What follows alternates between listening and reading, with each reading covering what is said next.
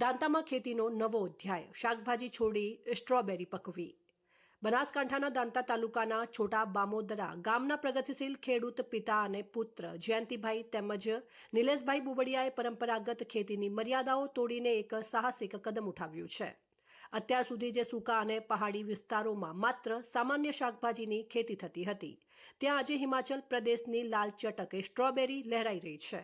આધુનિક અને પ્રાકૃતિક ખેતીના સમન્વયથી તેમણે સાબિત કર્યું છે કે યોગ્ય વ્યવસ્થાપન હોય તો ઠંડા પ્રદેશના ફળો પણ ગુજરાતની ધરતી પર સફળતાપૂર્વક ઉગાડી શકાય છે। આ પરિવર્તનને કારણે ખેડૂત પરિવારની આર્થિક સ્થિતિમાં પણ મોટો ઉછાળો આવ્યો છે। જે ખેતરમાંથી અગાઉ શાકભાજી વેચીને કિલોના માત્ર 50 થી 60 રૂપિયા મળતા હતા, ત્યાં આજે વેપારીઓ ખેતરે આવીને રૂપિયા 700 પ્રતિ કિલોના ભાવે સ્ટ્રોબેરીની ખરીદી કરી રહ્યા છે। હિમાચલથી લાવેલા 2000 છોડના સફળ વાવેતર બાદ હવે આ ખેડૂત આગામી સમયમાં કેસર અને અન્ય વિદેશી ફળોની ખેતી કરીને કૃષિ ક્ષેત્રે નવી ઊંચાઈઓ સર કરવાનું આયોજન કરી રહ્યા છે। જયંતિભાઈની આ અસાધારણ સફળતાને સરકાર દ્વારા પણ બિરદાવવામાં આવી છે। આત્મા પ્રોજેક્ટ હેઠળ તેમને બેસ્ટ ફાર્મર એવોર્ડ અને રૂપિયા 10,000ના રોકડ પુરસ્કારથી સન્માનિત કરવામાં આવ્યા છે। તેમનું ભગવતી પ્રાકૃતિક કૃષિ મોડેલ ફોર્મ આજે અનેક ખેડૂતો માટે પ્રેરણાસ્ત્રોત બન્યું છે। આ સફળતા એ વાતનો પુરાવો છે કે જો ખેડૂત નવી ટેકનોલોજી અને દ્રઢ મનોબળ કેળવે તો સૂકી જમીનમાંથી પણ સોનું પકવી શકાય છે। રિપોર્ટર મોહન જોશી, હળદ।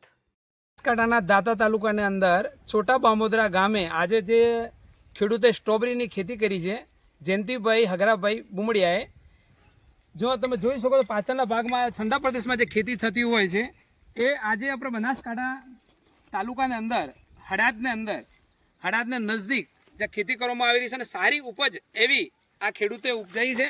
અને તમે જોઈ શકો પાછળના ભાગમાં સ્ટ્રોબેરી ખેતી અને ઠંડા પ્રદેશમાં થતી ખેતી અહીંયા ગુજરાતની અંદર એકમાત્ર ખેડૂત જે જયંતિભાઈ હંગરાભાઈ બુમડિયા છોટા બામોદરા ગામે છે, એમણે એક સારી ઉપજ કરી છે અને આવનાર સમયમાં નવીન ખેતીવેરી ઉપજાવવાની એમને વિચારધારા છે।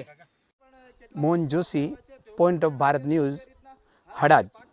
બુમડિયા નિલેશભાઈ, જયંતિભાઈ, ગામ છોટા બામોદરા, તાલુકો દોતા। અને સ્ટ્રોબેરીની જે ખેતી કરો છો, કેટલા વર્ષથી કરો છો અને કેવો લાભ થાય છે? સ્ટ્રોબેરીની ખેતી બે વર્ષથી કરીએ છીએ અને લાભ બહુ સારો મળે છે। શું ભાવ મળે છે અને સરકારનો કેવો સહકાર છે? સરકારનો બહુ સહકાર છે અને સ્ટ્રોબેરીનો ભાવ 700 રૂપિયા કિલો જેવો છે। કેટલા છોડ લાવ્યા હતા અને કેવી વાવણી થઈ હતી? હિમાચલ પ્રદેશથી લાવેલા છે 2000 જેવા છોડ છે।